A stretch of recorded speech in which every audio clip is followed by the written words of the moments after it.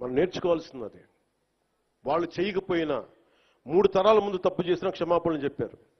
నేను ఈ రోజున అడుగుతుంది టీటీడీ బోర్డు పాలక మండలి చైర్మన్ గారు కానీ, సభ్యులు కానీ, ఈఓ కానీ, ఏఈఓ కానీ, మీరు ప్రెస్ మీట్ పెట్టి క్షమాపణలు చెప్పండి. నేను క్షమాపణలు చెప్పినప్పుడు మీకు క్షమాపణలు చెప్పడానికి నామోషి ఏంటి? బాధ్యత తీసుకోండి, బాధ్యత తీసుకోవాలి. ఇది చాలా బాధ కలిగించేది. మాకు సంబంధం లేదంటే ఎట్లా? నా తప్పు కాదంటే రాజు 7 చేపలు కదలా, మరి ఎవరు చేస్తారు ఇది?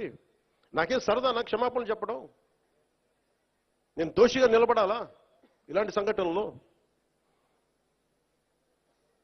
అందుకని ఎందుకు నేను డాంపెన్ చేశాను, ఎందుకు తగ్గించాను సంక్రాంతి సంబరాలంటే, వాళ్ళు ఎంత గొప్ప వాళ్ళంటే చనిపోయిన 6 మంది వారి కుటుంబ సభ్యులు దేవుడు పట్టుకెళ్ళిపోయాడు అంటున్నారు.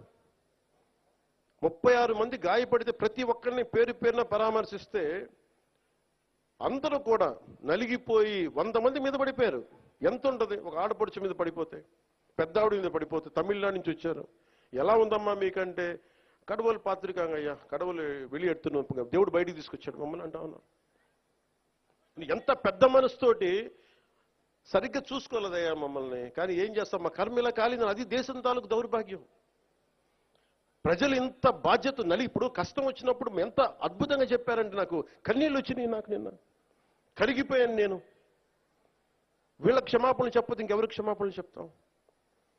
ఏఈఓ కానీ, ఏఈఓ వెంకయ్య చౌదరి గారు కానీ, ఈఓ శ్యామలరావు గారు కానీ, చైర్మన్ బిఆర్ నాయుడు గారు కానీ, టీటీడీ బోర్డు సభ్యులు, పాలక మండలి సభ్యులందరూ కానీ, మీరందరూ వచ్చి ఒక్కొక్క వ్యక్తి గురించి కథ వింటప్పుడు మీకు బాధ అర్థమవుతుంది. క్షమాపణలు చెప్పండి. మీరు క్షమాపణలు చెప్పి తీరాలి, వేరే దారి లేదు మీకు.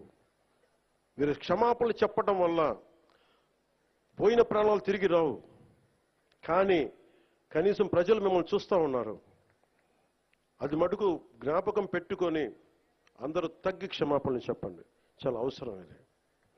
ఎందుకంటే ఈరోజు రాష్ట్రం మొత్తం, దేశం మొత్తం మీరు చేసిన తప్పుకి సంబరాలు జరుపుకోవడానికి ఆలోచిస్తూ ఉన్నారు.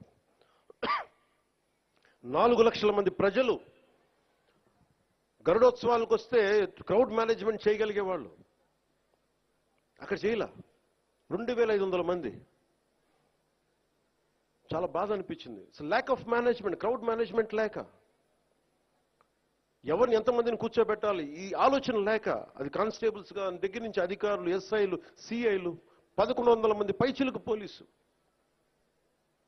దురదృష్టం జరిగిపోయింది. సో నేను ఈ సందర్భంలో నేను ఒక కొత్త ప్రయాణం మొదలు పెడుతున్నాను. 6 నెలల తర్వాత ప్రతి జిల్లాకి వస్తాను. అది మనం పిఠాపురంతో మొదలు పెడుతున్నాను. ప్రతి గ్రామం, మన ఉప్పాడ దగ్గర నుంచి మత్స్యకార గ్రామాలు కావచ్చు, ప్రతి గ్రామం నేను వెళ్ళి కనుక్కొని, ఎందుకంటే నేను పనిచేయడానికి వచ్చాను మీకోసం. నేను నాయకులందరినీ కలుపుకెళ్తాను. అది వర్మ గారు కావచ్చు, కృష్ణరాజు గారు కావచ్చు, ప్రతి ఒక్కరు మా జనసేన నాయకులు కావచ్చు, పేరు పేరున నేను చాలా బాధ్యతగా ఉంటాను.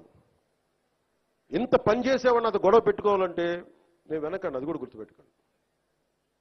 నాకు అంత తెగింపు ఉండదు. మీరు అడవుల్లోకి వెళ్ళడానికి భయపడతారు. నాకు బిడ్డలు ఉన్నారు, 4 బిడ్డలు. పోవడానికి నాకు చాలా కోట్ల సంపాదన ఉంది, కెరీర్ ఉంది నాకు. ఇవన్నీ వదిలి నేను అడవుల్లోకి వెళ్ళి మందు పాత్రలు ఉంటాయా లేదా అని భయంతో ఎందుకు వెళ్ళాలి నేను? నాకు ఇష్టం అంత ప్రజలంటే, ప్రేమ నాకు.